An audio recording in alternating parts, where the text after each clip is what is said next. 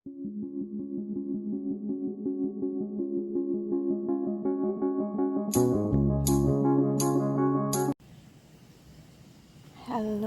good morning.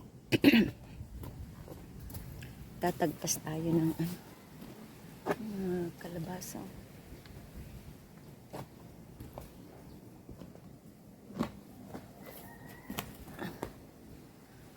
Mga bulaklak ng kalabasa. At ang malunggay ko ay tatagpasin ko na yan. Kasi yung bunga gulang na. At nakakaano na doon sa aircon. Kaya tagpasin natin. Samahan niyo ko.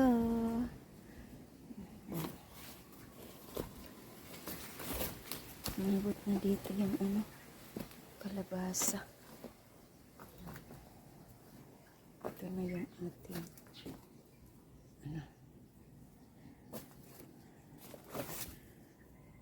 tanggalin ko muna yung dyan, alambre. Ayun o. Tingnan natin. Ang buka.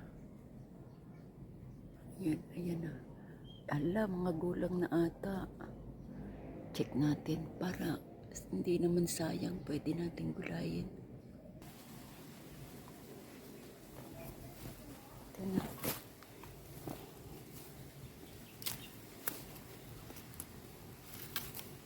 Parang mga gulang na talaga siya. Ayan siya.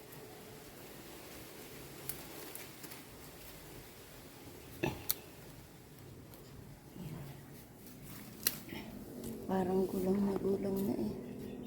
Wala na, ubis na.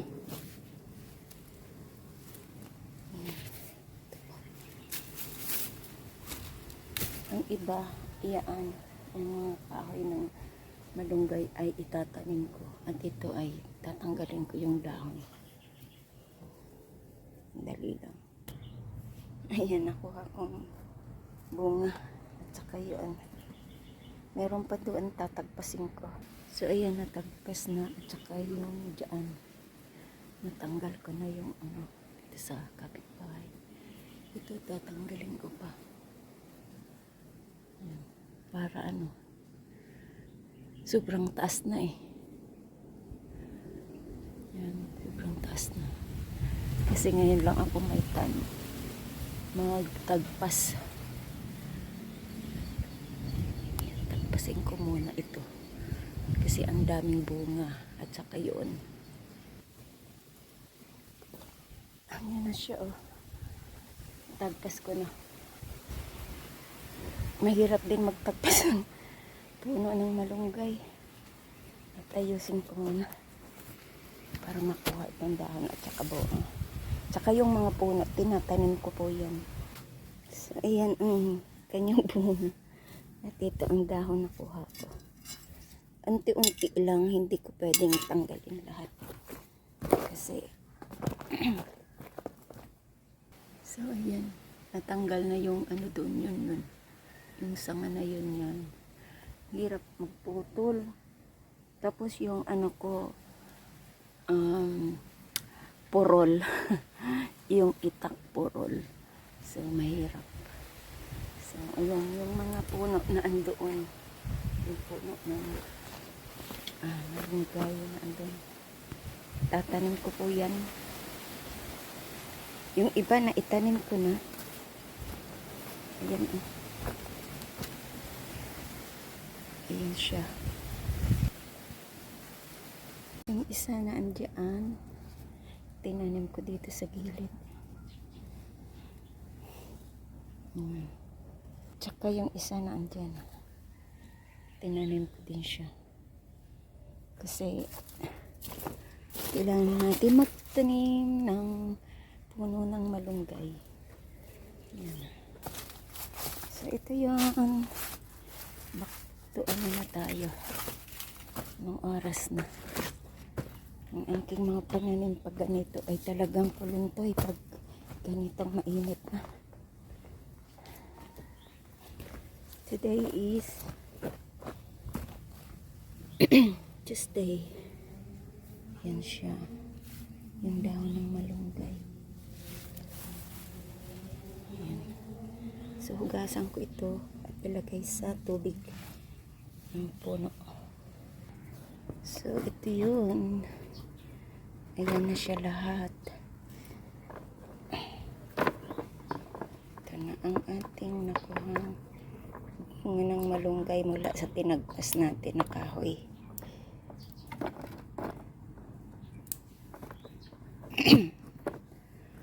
Dati sa amin, hindi namin ito kinakain sa Masbate.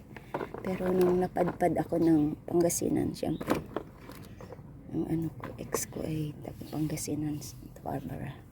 Doon ako natuto na ganito. Kung nakain pala ito at ang sarap.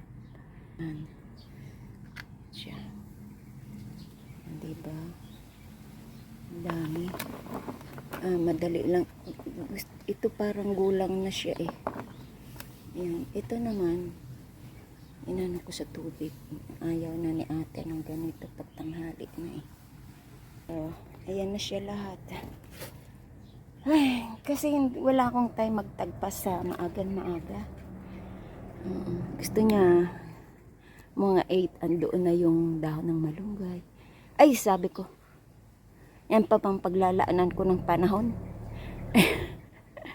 Mas importante yung tulog ko kaysa sa pagtinda ng ganyan. Ito po ay ano lang.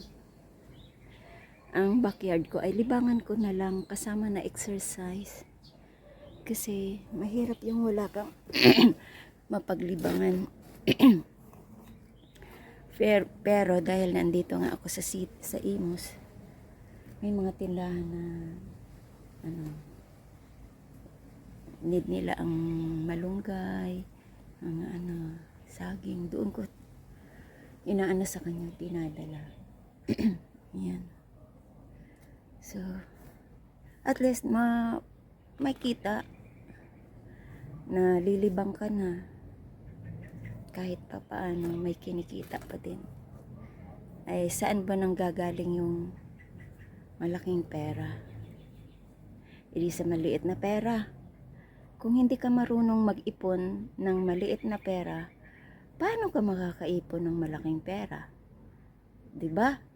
So, sa buhay, hindi porket ang iba kasi, ganyan.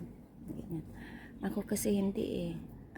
Siguro iba-iba ang ugali ng tao, pero dito sa mundo, hanggat may lakas tayo, hindi pa naman tayo paralyzed. Nakakagalaw pa tayo. Actually, ang may mga ganito mostly nang nagre-retired, nagiging gardener sila kasi yun ay stress reliever at exercise na din. Yan. Kung may garden ka, maganda yung sarili mong tanim kasi malayo siya sa chemicals. Safe pa yung kinakain mo, di ba? Malayo sa mga pesticide, yan. At organic siya. Mga ganitong saging. Ano yan? Ito ay libangan ko na lang din. Kahit hindi naman na ako mag-garden, okay naman na ako. Kaso lang, okay ng buhay ko. Kaso lang, ito ay biyaya sa akin eh. Nung sinimulan ko itong mag-garden, pinag-pray ko ito kay God na sana i-bless niya yung lahat ng matanim ko. Ayan, blinis niya nga. Dumami ang saging. Naging kasagingan na ito. Diyos ko. Diba? Samantalang ang lupa dito is panambak. Kailangan kong magdilig tuwing hapon kasi pag hindi, patay ang mga halaman dito. So, yung mabubuhay dito ay they are free to grow. Tulad niya ng mga dahon ng ampalaya. Ang dami ko dito, di ba? Gabi. Siya yung pero yung magtatanim talaga ako na katulad sa iba na may talaga. Hindi, lang to, libangan ko. Ano lang yung kaya ko. At anong naandyan, yun lang. Ang tutubo, di tutubo. Ang mabubuhay, di mabubuhay. Ang hindi, okay lang.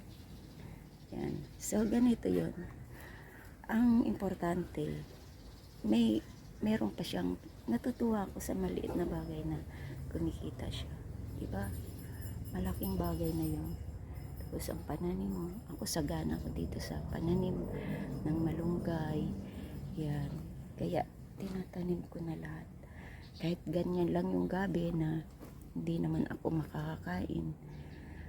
At least, naipibenta. Oh, ang dami kong tambak doon na na dry leaves ng gabi para sa tag-ulan. Nag-imbak na ako. Ayun. At yung kalabasa.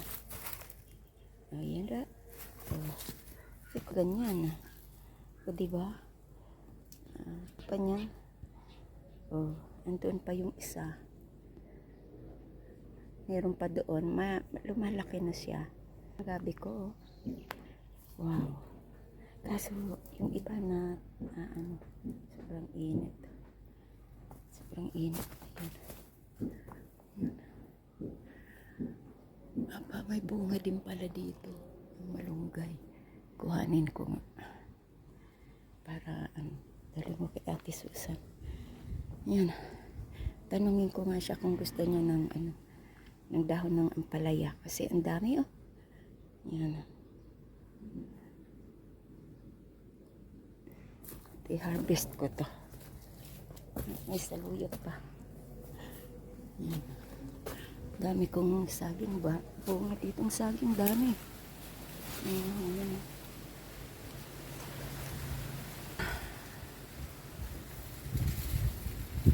Yan. Yan. Sabayan. Yan.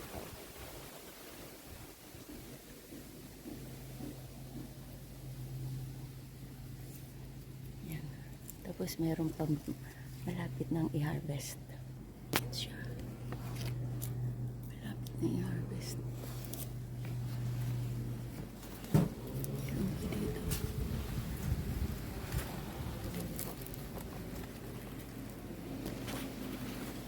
Dami dito. Napakaraming blessings. Sipag lang. Tiyaga. Nagtatanim nga tayo ng bulaklak. Halamang bulaklak na walang produkto. Masaya ka lang. Ito pa kayang may produkto ka at napapakinabangan mo. Diba? So, yun lang po. Thank you so much. This is Loris Garden. Ang isang gardener ng Imus. Nasa likod-likod lang at nasa tabi-tabi ng Imus. Nasa likod lang yan ng isang subdivision. Dito lang ako sa gilid-gilid. Wala pa ako sa dito lang ako sa Imus. Yan.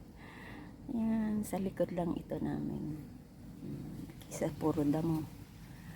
Nakitanim na lang ako. So, salamat at mega love shoutout sa inyo lahat yan. Mabiyayang araw sa lahat. This is Loris Garden. Thank you and God bless. Bye.